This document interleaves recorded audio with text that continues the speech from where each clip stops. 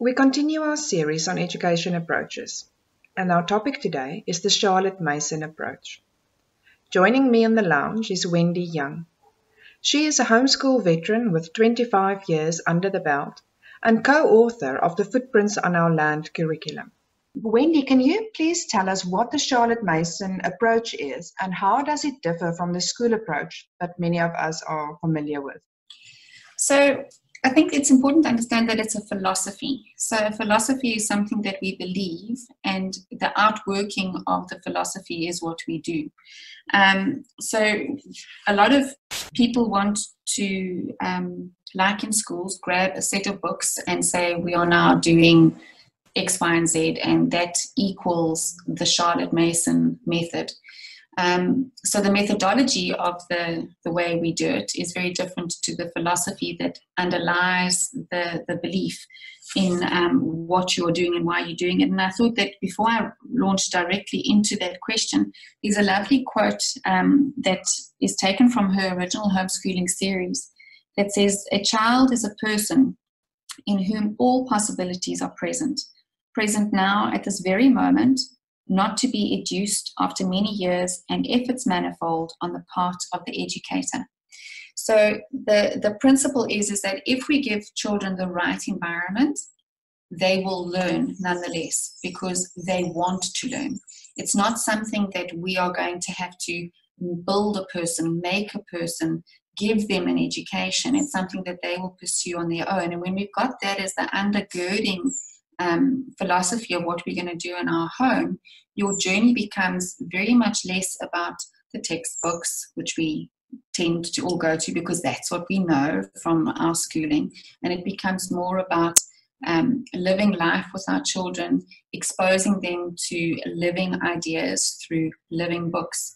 So that's your first contrast, the living books contrasted to the textbooks, understanding that the child is not this empty bucket that needs to be filled, but one who has an innate desire to learn.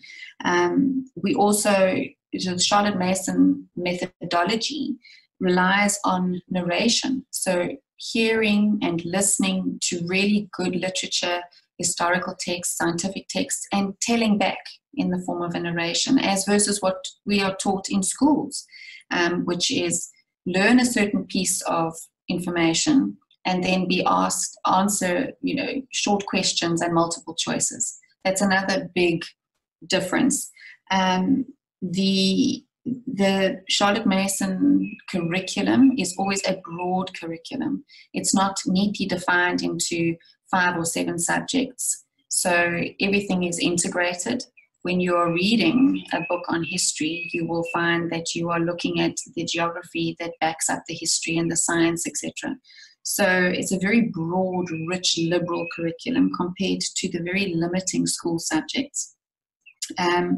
The other thing is that it relies quite heavily on art and poetry. So as versus your secular entertainment, listening to beautiful music. And it doesn't always have to be classical. It depends on your family's taste in music. Exposing them to poetry, to Shakespeare, those sort of things, the arts. The last note that I actually put down here, there were 2 more. The one was short lessons.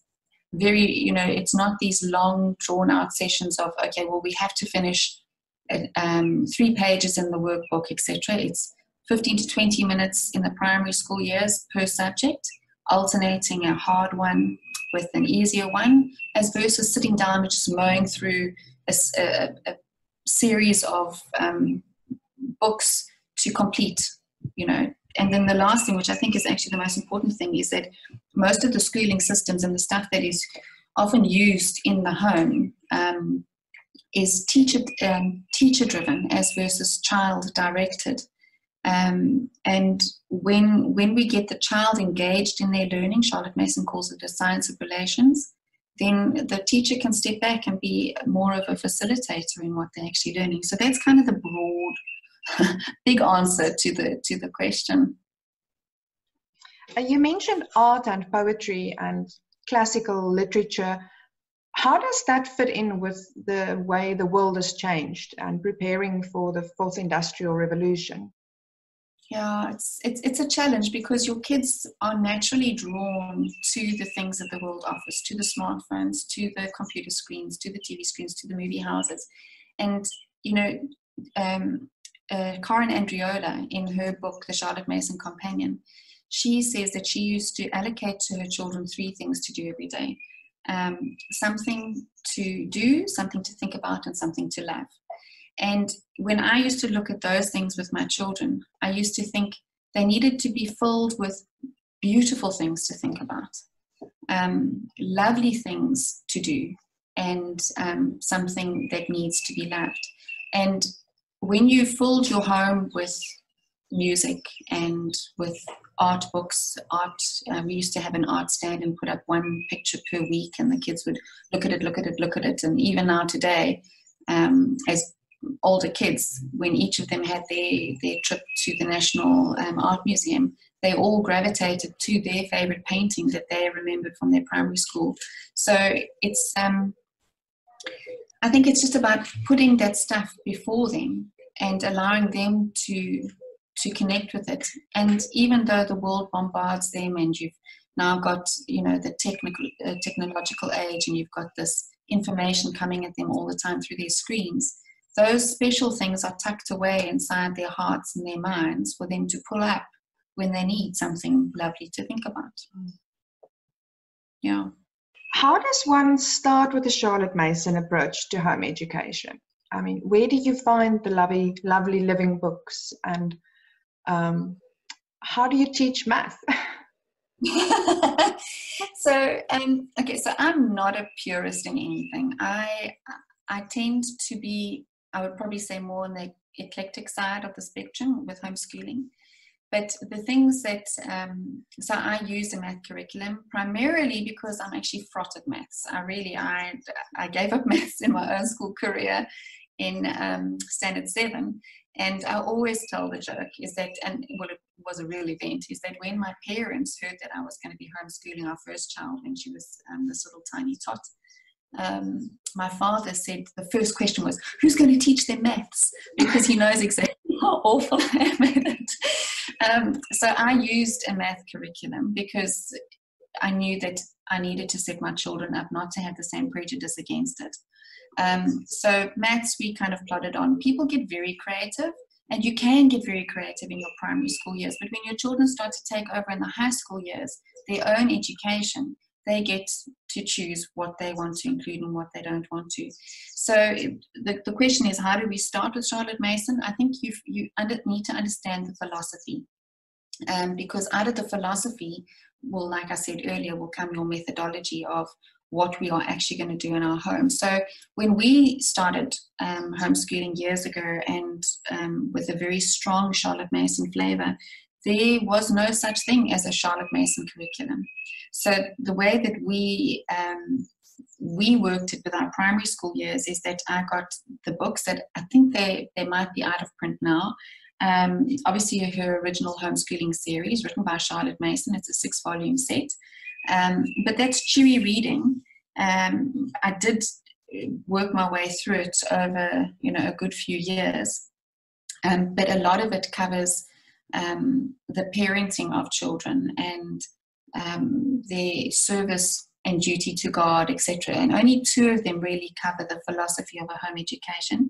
The next one was very valuable, and in fact, if you can beg, borrow, or steal this, you really want to get it. It's the Charlotte Mason Companion by Karen Andriola. Absolutely fabulous. She wrote 2 other books, but those were more narratives showing what homeschooling would look like. That was A Pocket Full of Pine Cones, and I can't remember the other one. Then this book actually still, even though I've just finished homeschooling, this book still lives on my bookshelf. It's called The Wholehearted Child. It's by Clay and Sadie Clarkson, and it probably summed up in the best way possible how to put together your own Charlotte Mason curriculum or living books curriculum. But these days people don't have to go and reinvent the wheel. So we have a couple of places that obviously Sunlight uses living books, but it's that one is very structured. So it depends where you want to peg yourself on the spectrum. There's another one called My Father's World, also uses the Charlotte Mason principles. Beautiful Feet books is also a lovely way for you to put your own eclectic thing together. There's a website called Charlotte Mason Homeschooling, gives you the methodology, but the philosophy you've got to deal with. And the original one is a website called Simply Charlotte Mason. And there they also offer grade by grade packages. And then you can also do the free Ambleside Online. Ambleside Online probably truly reflects what a curriculum would have looked like in Charlotte Mason's day, full of the classics and the great thinkers of the past. So that one is quite difficult to work with because you've got to go and continually source books. But if you're looking for something that's close to being as pure Charlotte Mason, you go with Ambleside Online. Can you just quickly tell us who Charlotte Mason is? Sure. So she was an 18th century educator. She actually remained single her whole life because she believed that her calling was to educate children. And she established a school for I would probably say underprivileged kids in the community up in the Lake District in the United Kingdom, and took children who were probably going to end up just working in factories their whole life and started to teach them in this generous, liberal way about their responsibility and duty to God, and then their histories and their geographies, all using living books so that the children themselves would get hungry for more information. And there's a lovely story that we actually share in our Footprints curriculum, in the high school one, that when in the First World War, Charlotte Mason students were sought after as scouts and sort of recon, because they were able to pay attention to detail. And the article states that most of this was because one of her principles was to teach children to see fully what is before them, their nature study that they used to do, watching out for the detail in the text and narrating and that sort of thing. So she took these kids that really weren't going to amount to anything in the society of the time and offered them a place where they can learn. And in that she wrote her original homeschooling series, and they also used to have the parents magazine that I think they sent out every quarter.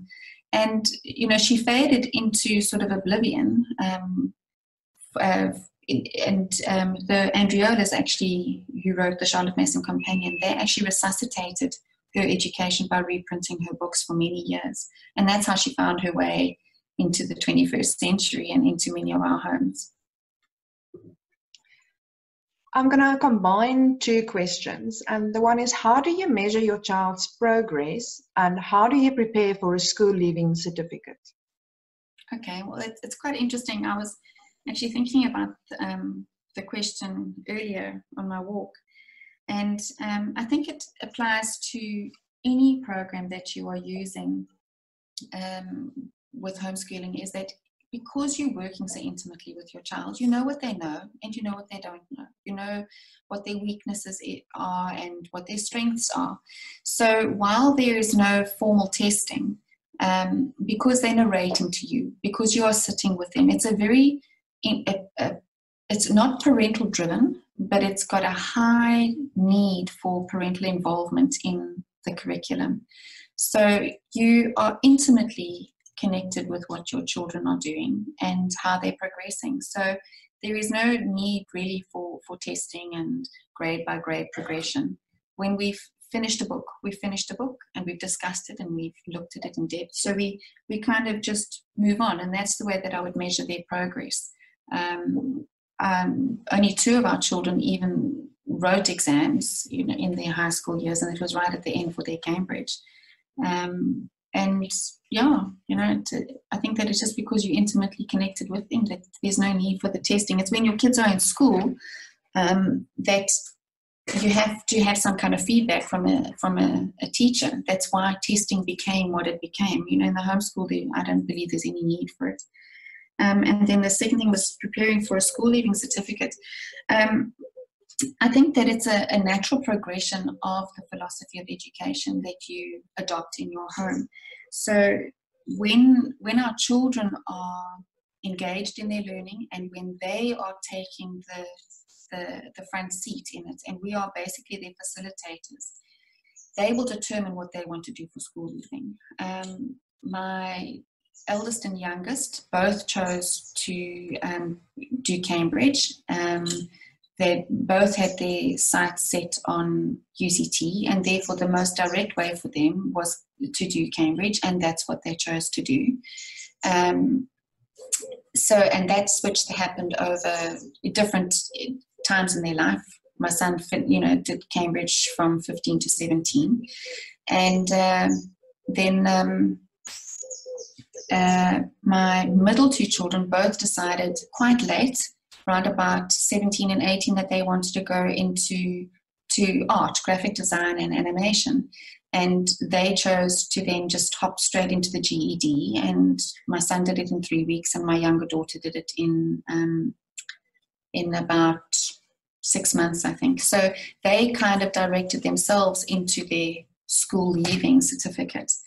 I think the most important thing with the school leaving certificate is that we prepare our children's character. It's much less about the intellect. Perhaps if you're going to go into engineering and you need to have a really strong maths base, then it becomes about the curriculum and your maths and your physics and your science. But in terms of the ultimate goal, it's theirs to choose, and they will jump into it because they're engaged and they have those relations already with education and a design for their future, that they will determine it themselves. In terms of primary school years, I think, right at the beginning, you asked me about the difference between what we used to in a sort of a school environment or even in a more formal homeschooling environment to Charlotte Mason, is a delayed learning. Now, I don't know if anybody is familiar with Raymond and Dorothy Moore's work. They've got a book which was very popular in my children's primary years called Better Late Than Early. And they sort of reinforce a principle that Charlotte Mason had. And I just want to read a quote because it sums up beautifully what we believe was one of the foundational things for our homeschooling and for our children.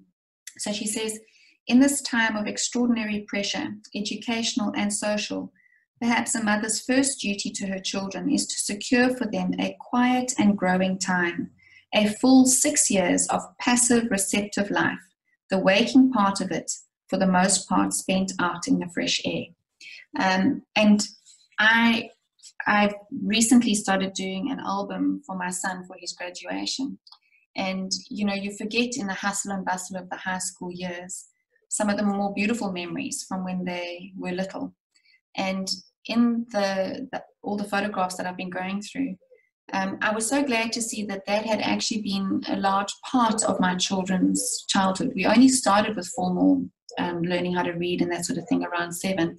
And the principle for her was by giving them that, and I think even more so in this 21st century where the world pushes in on our kids so fast and so hard, but to just give them that freedom, and like she says, a full 6 years of passive receptive life, as much as you can in the outdoors, is such a blessing that they will carry all the way through their high school years. Just that connection with being outdoors and discovering things all on their own. I used to, Anelle, when I lived in Johannesburg, I used to do Charlotte Mason workshops for moms who wanted to not invest, years and years of reading her original homeschooling series. And I've got a set of notes that any mom is welcome to. Sorry, I've got a cat sneaking in the corner there. So any mom is welcome to contact me, and I will email it to them with pleasure. So they can send me an email at footprintsonourland@mweb.co.za, and I'll happily send it off to them if they want more information on the Charlotte Mason philosophy. Wendy, thank you very much. This was a very enjoyable session and I've learned quite a bit. Can you just repeat your email address quick? Sure, it's footprintsonourland@mweb.co.za.